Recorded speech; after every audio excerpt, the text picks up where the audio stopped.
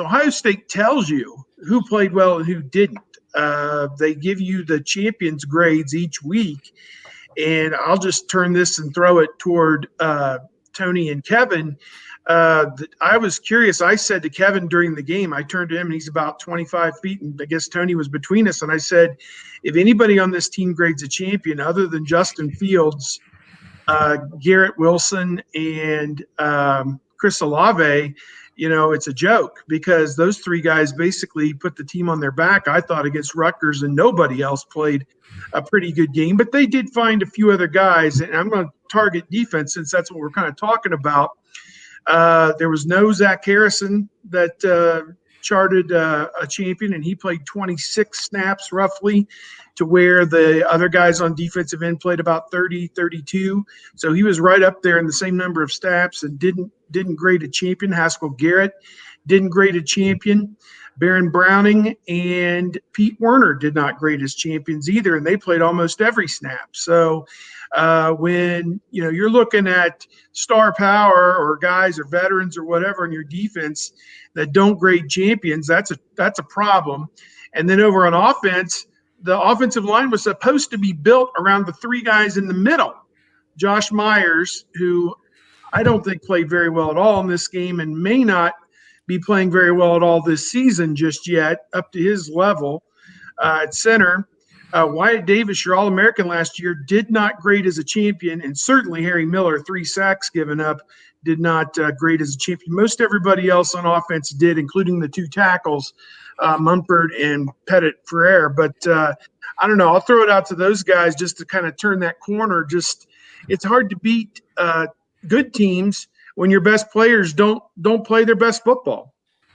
Yeah, I mean, it is, but I mean, I think it goes to show just how talented Ohio State is when, the vast majority of your team plays B-, C+ football, whatnot. I mean, I guess if we're going to say that, you probably need to have at least a low A to be a champion. And I think some of the guys who were not champions probably played a little bit lower than a solid B as well.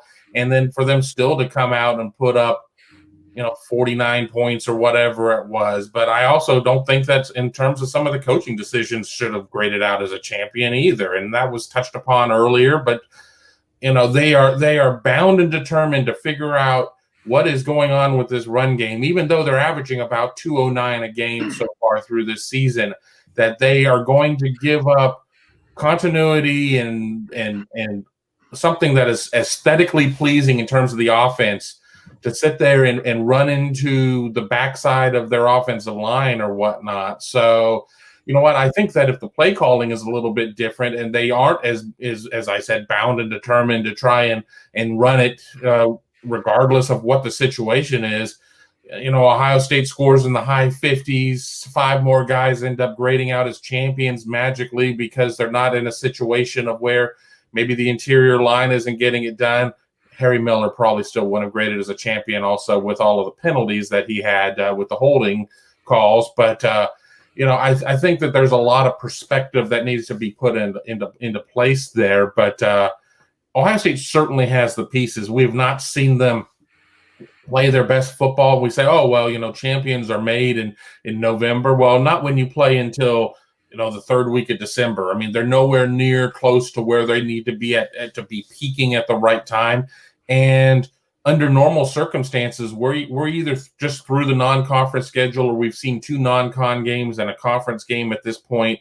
And, it would still be a team dealing with a little bit of ring rust. But, some guys definitely need to execute better if this team is going to realize its aspirations that it has come December 19th and beyond. This team is good enough, I think, just to roll the dice out there and show up and win its 8-game schedule. But, beyond that, they need to be playing considerably better. Our buddy Pat Murphy asked Day. He's not my buddy. I hate him. I was talking to Steve and Mark. Sorry.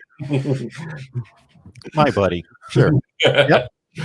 But it was either yesterday or after the game, asked Day about the offense, the running game struggling, and Day was like, well, we rushed for 200 yards. I don't know how many more yards we need to rush for. And he kind of bristled a little bit at the difficulties with the running game. And Yes, technically they rushed for like 209 or whatever. 36 or 38 of that came on a fake punt, and then both Sermon had like a 30-yarder, and Master Teague had a 25-yarder. So like 99 yards of their 200 came on 3 plays, and that's fine because J.K. Dobbins would do similar things where he would get the bulk of his yards on maybe like 3 runs. But I also think Ryan Day knows that he has the wild card in Justin Fields. Like his thinking is once we start employing Justin Fields in the running game, everything opens up.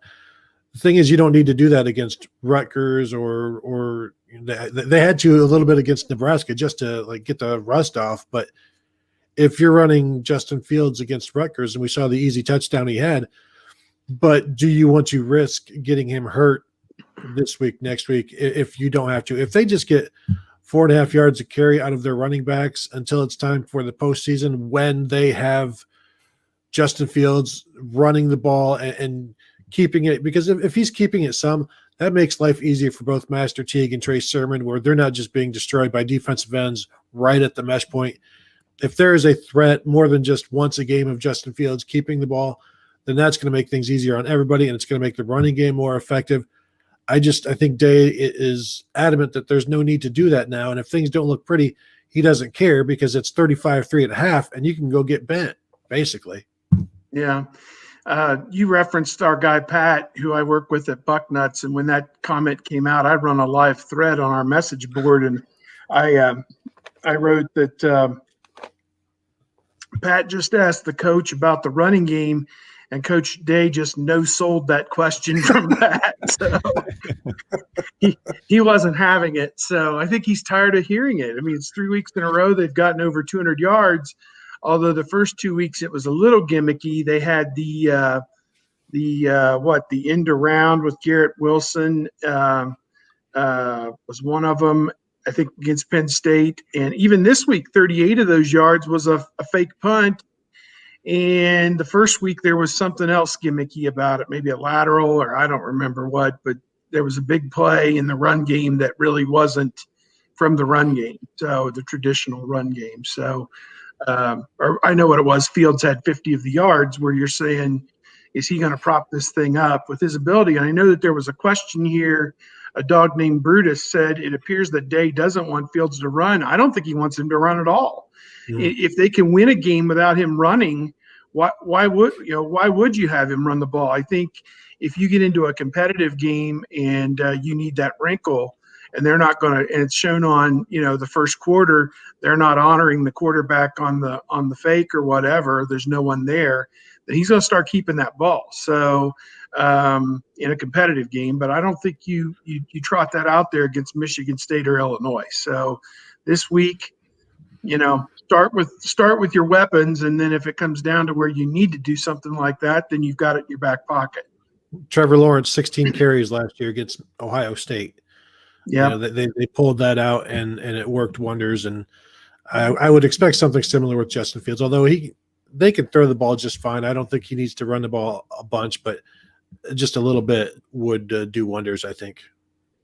Well, Maryland doesn't throw to a tight end of any sort. They don't even have a tight end listed. I mean, you do have X, Y, Z, H on there. So you're not necessarily going to have a lot of matchups where your linebackers are going to be tied up with a tight end per se. So, everybody's going to be aware of where the Maryland quarterback is at. But do you sit there and do you lock a guy down there? Not until you absolutely have to at this point. I mean, this is Maryland. This isn't a David Klingler-led Houston offense or something like that. I think we're really blowing things a little bit out of proportion at this point. It's a good offense, but come on. They're not putting 60 points up and 600 yards a game. I think people are just a little worried because they're falling back into some 2018 concerns about where the defense is, and they also do remember 52-51 or whatever that was in College Park in 2018. But I've not seen anything out of Maryland to have me believe that they are world beaters. They beat a cashed Penn State team. That Penn State team may win too at this point. They are so disinterested.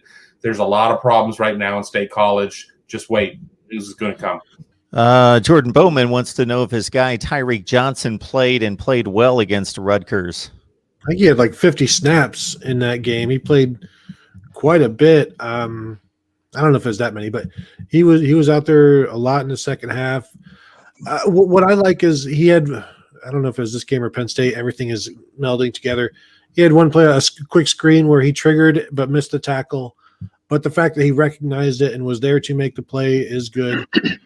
You're a redshirt sophomore now, but you have to start making those plays. But he hasn't played a lot. And so I think for a lot of these guys against Rutgers, it's just an opportunity to make mistakes and then see those mistakes on film and then correct them. And certainly he has that.